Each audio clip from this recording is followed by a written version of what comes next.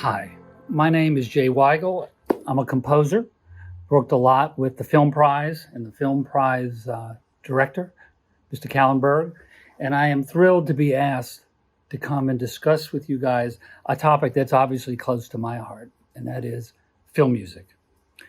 And I thought it was important to sort of give you all kind of a big overview of film music, why, where it is, how to get it, etc. So we're going to talk today in 5 chapters. The first chapter is going to be called Why, and it's going to be a brief history of film music, giving you an idea of where it started, where it came from, why it is where it is. The second part, we're going to talk about the different elements that comprise a soundtrack for a film, including the musical element. The third, we're going to look at, I thought it's important for you guys to have a sense of ownership, the intellectual property rights that come from owning and writing music and letting people use it. The fourth chapter, we'll look at how do we get music for your score and into your film. And then finally, we'll talk about what we do as a team to determine where in your film to put the music. All right, so let's start with the history. It's pretty difficult, as always, to kind of pinpoint the exact moment that commercial filmmaking started. But certainly we can say that in Paris, December of 1895, Lumiere brothers showed several of their short films. And this was a breakthrough in cinematic projection, where they invited people came, they showed the film against the wall. However, until 1927, so we're talking about for the first 32 years of filmmaking, films were made without any sound at all. They were essentially silent films, and we call that the silent film era of filmmaking.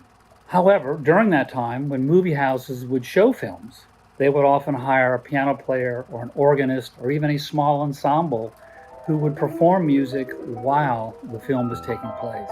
However, this often came with no direction and no focus from the studio, from the director, from anyone involved in making the film.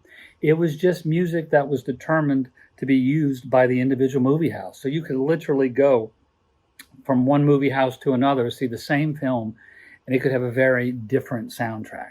That began to worry the studios, thinking that the wrong music could affect the way people felt about a film.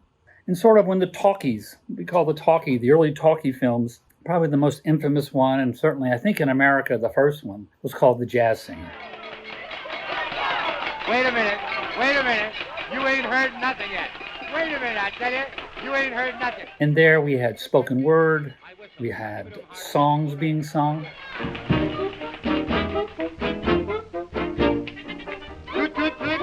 Goodbye. Don't cry. But you have to understand that at first it was felt that music in a film did not have to, it had to have a reason to be there. So that the only time you had music in the film was if somebody physically was singing the song into the camera, or a band was actually playing the music where the audience could see why it was there. So finally, the studios decided we need to commission our own music. And they had conquered of how to sync sound and film.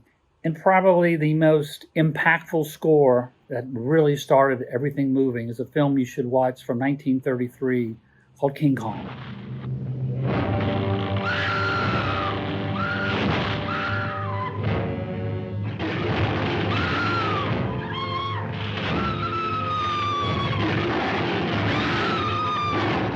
And one of the motivations for that, simply put, was that the studio felt, how do we convince people that this large puppet gorilla, model gorilla, is in love with this person? And so they thought music would help because there wasn't much dialogue when the monster, so to speak, King Kong, was on screen. So Max Steiner was commissioned and wrote the first true orchestral score.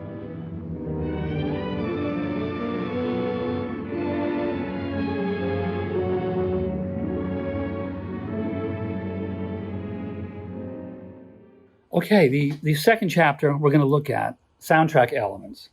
Soundtrack, in the broadest sense, refers to all of the sound in your film. So that includes all your dialogue, it includes any sound effects that you put in, and it also includes all the music.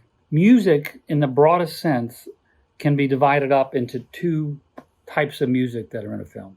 First is source music. And source music refers to the type of music that the studios I mentioned originally allowed in their films. And that is music that you can see the source from where it's coming.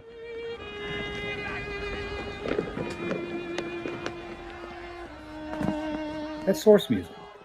And then there's the score. And that's the original music that is commissioned for the film that I would say to you in general terms, you hear without knowing where it's coming from. So when you're sitting in the middle of the Titanic and all of a sudden an orchestra is playing a love song because there's a love scene going on. All right, open your eyes.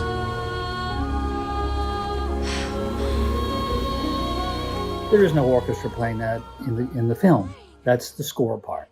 So those are the two big divisions I make. That brings us to chapter 3, intellectual property rights. So what's going on here is there are two types of ownerships that come with music. The first one are the sync rights, fancy term, and all it simply means is you want to sync pictures to a piece of music.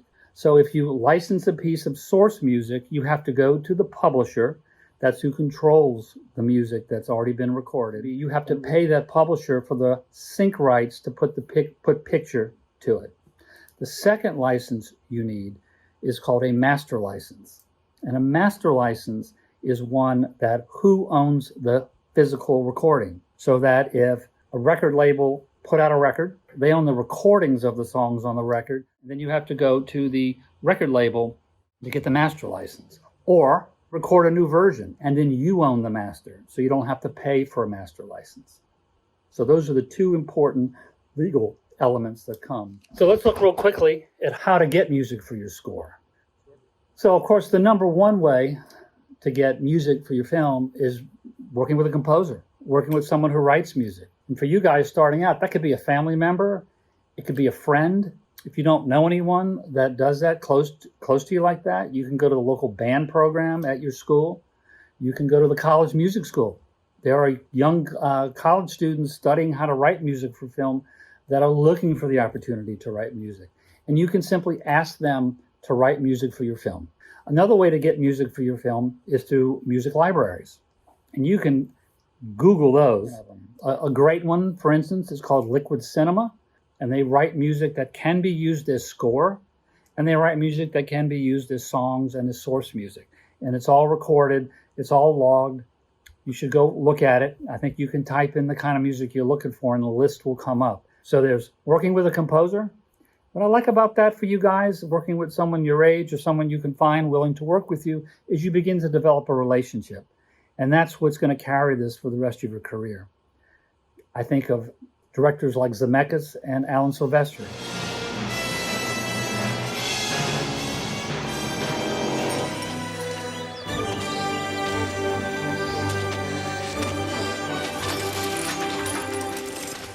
Spike Lee and Terrence Blanchard.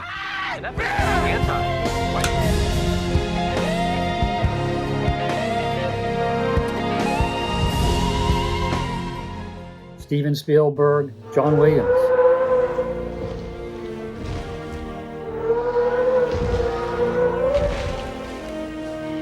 Tim Burton, Danny Elfman.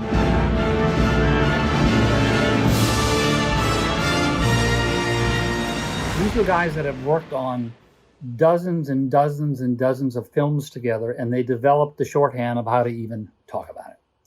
And then lastly, let's talk about where to put music in your film. There's several ways to do this, but they do require certain steps. Number one is very often when people are editing a film, they'll put in temp music. And they build what's called a temp score. And a temp score is music that's ultimately going to be replaced, but it's something the editors might edit to or the director might want to put in there to give everybody an idea of the type of mood they want. When you're thinking about mood, you have to think about things like, what's the instrumentation? Are you interested in an orchestral sound? Are you interested in electronic sound? Are you interested in a band sound, guitars, bass, drums, violins, singers? Choir, thinking about the first step in my mind is always thinking about what is going to be the character of the music and what instruments and sounds are you going to use or want to have used to make that feeling happen. And the great thing about temp music is you can use anything you want. There's a piece of music you love from the biggest film ever made. You can go use it in your temp score because you're not going to put it out with the temp score. You're going to use it to inform the editor, director, producers of what you're thinking, and composer. The next big step is, even after you've edited the film and you've had your temp score in or not, is you're going to, what we call, have a spotting session where you're going to go through the film, generally with your editor, with your composer, with your producer maybe, or with your group, and you're going to decide when and where music starts and stops and what you want the music to accomplish during that scene.